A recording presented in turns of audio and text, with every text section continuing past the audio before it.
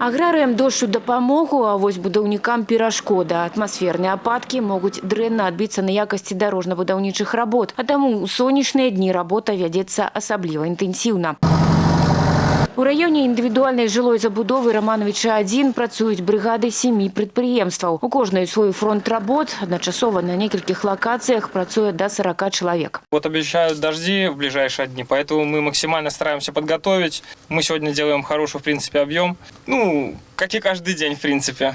Сколько в день прокладываете, удается? Ну, дорожного бордюра стараемся 70-80 в среднем прокладывать. Генпадрядчик Гомельский 27-й будаўніча-монтажны трест раскрывае планы. Зараз ідзе падрыхтоўка асновы пад асфальт, на адной з вуліц пакладуць дарожную плітку. А на гэтым участку дарога з'явіцца крыху пазней. Тут ідзе прокладка ліўнёвай каналізацыі, так што мясцовым жыхарам трэба крыху пацярпець. Работают сейчас по улицам Музыкальная, Красный Маяк, Кузнечная.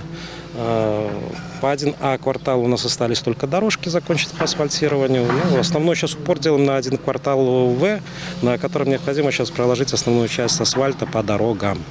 Если касается в объемах, то это порядка остатка 20 тысяч квадратов. Это по основным дорогам.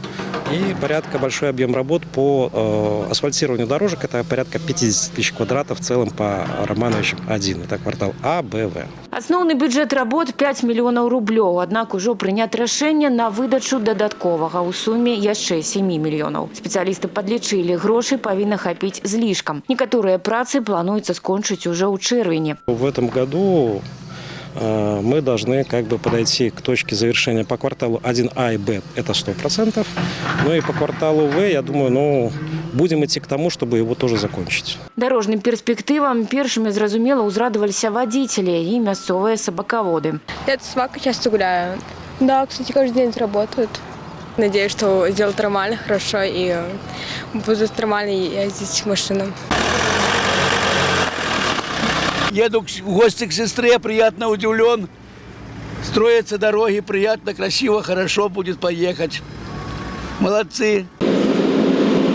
Ирина Драбушевская, Александр Шведаков, телерадиокомпания «Гомель».